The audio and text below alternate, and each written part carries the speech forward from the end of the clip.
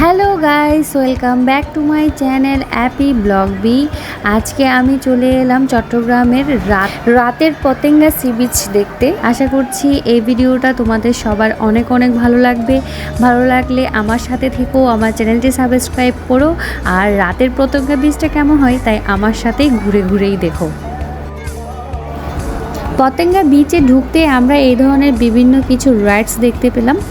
এরপরে আমরা আবার হাঁটতে শুরু করে দিলাম। এখানে বিভিন্ন ধরনের স্ট্রিট ফুডের দোকান আছে, যেখানে নানান আইটেম পাওয়া যায়। কাঁকড়া ভাজি, পেঁয়াজু, তারপর হচ্ছে স্কুইজ, তারপর লবস্টার, এ ধরনের বিভিন্ন জিনিস পাওয়া যায়। তাছাড়া তো ফুচকা চটপটি আছেই। আর দেখো কতটা সুন্দর এই পতেঙ্গা বিচ রাতেও।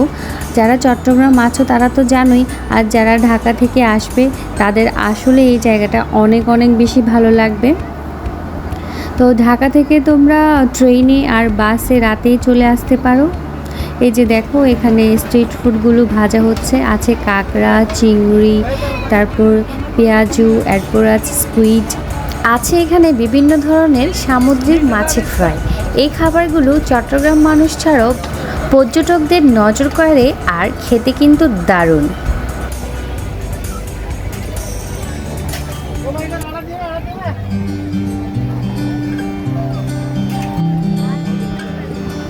দেখো বিচের এই রাতের বেলায় পানি আর পাথরের সামঞ্জস্যটা না খুবই ভালো লেগেছে আমার। তোমাদের কেমন লেগেছে তা আমাকে কমেন্টে জানিও। আমার যে এত সুন্দর লাগছিল পাথর আর পানির এই কম্বিনেশনটা, মনে হচ্ছিল যেন ওইখানে দাঁড়িয়েই দেখতেই থাকি আর দেখতেই থাকি। পর্যটকরা এসে যাতে এখানে বসতে পারে তার জন্য দেখো এ পাশে কত সুন্দর সারি সারিভাবে পাথর সাজিয়ে রেখেছে। দেখতে কিন্তু দারুণই দেখাচ্ছে, আর বসে আড্ডা দিতেও কিন্তু বেশ লাগছে। আজকে কিন্তু আকাশে গুড়ুম গুড়ুম বিদ্যুৎও চমকাচ্ছে, বেশ লাগছে। চলো এবার তোমাদেরকে বলি তোমরা কিভাবে ঢাকা থেকে চট্টগ্রাম এসে খুব স্বল্প খরচেই চট্টগ্রাম পতেঙ্গা বিচে চলে আসতে পারো সেগুলো।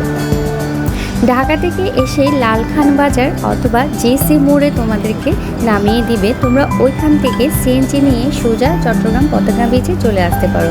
সিএনজি ভাড়া নেবে 200 থেকে 300-এর মধ্যে। অন্যান্য সময়ে এই বিচে অনেক ভিড় কম থাকে, আর শুক্রবার শনিবার সময়টাতে খুবই বেশি ভিড় থাকে।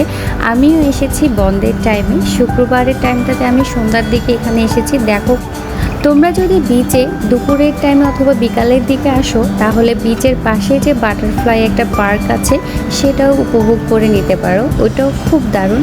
আমি যেহেতু রাতে এসেছি তাই আমি তোমাদের সাথে সেই পার্কটা দেখাতে পারলাম না। আমি অবশ্যই অন্য আরেকদিন তোমাদের সাথেই চলে যাব সেই বাটারফ্লাই পার্কে, ঠিক আছে?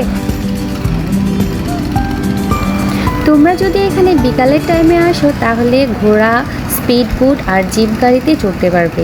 আর কক্সবাজারে যেসব সুযোগ সুবিধা রয়েছে তার সবই কিন্তু পতেঙ্গা বিচেও রয়েছে। আজকের দিনটা এতটা সুন্দর ছিল, দেখো আকাশে কত বড় পূর্ণিমার চাঁদ উঠেছে। পুরো পূর্ণিমার চাঁদে বিচটা আলোকিত হয়ে গেছে, আর এতটা সুন্দর লাগছে।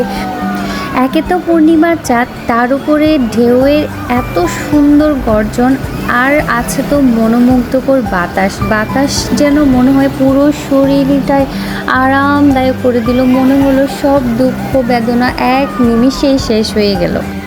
চলো চলো এবার তোমরাও আমার সাথে কিছুক্ষণ চুপ করে দাঁড়িয়ে এই ঢেউয়ের মিতালি শুনো, আর মনোমুগ্ধকর বাতাসে মন আর প্রাণ একেবারে ভরিয়ে নাও।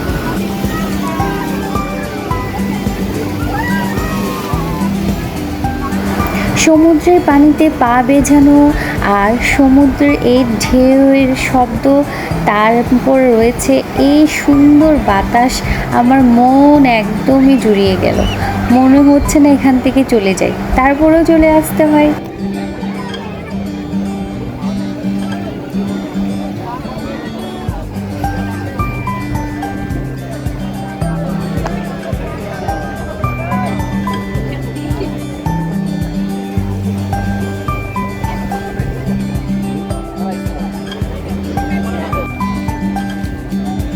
চলো দেখে নেওয়া যাক এখান থেকে কি কি কেনাকাটা করে নেওয়া যায়।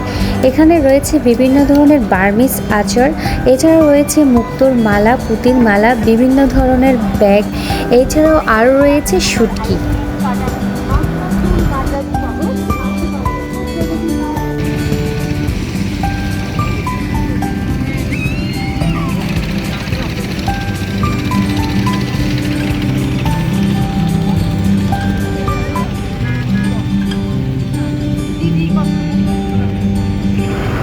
আরও এখানে রয়েছে শামুকের বিভিন্ন ধরনের জিনিসপত্র, যেটা নিজেকে সাজিয়ে নেওয়া যায় আর ঘরও সাজানো যায়।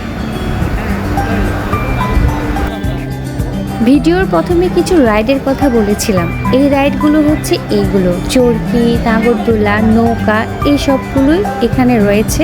এগুলো বাচ্চাদেরও যেমন আনন্দ দিচ্ছে, তেমন কিন্তু প্রাপ্তবয়স্কদেরও বেশ আনন্দ দিয়ে যাচ্ছে।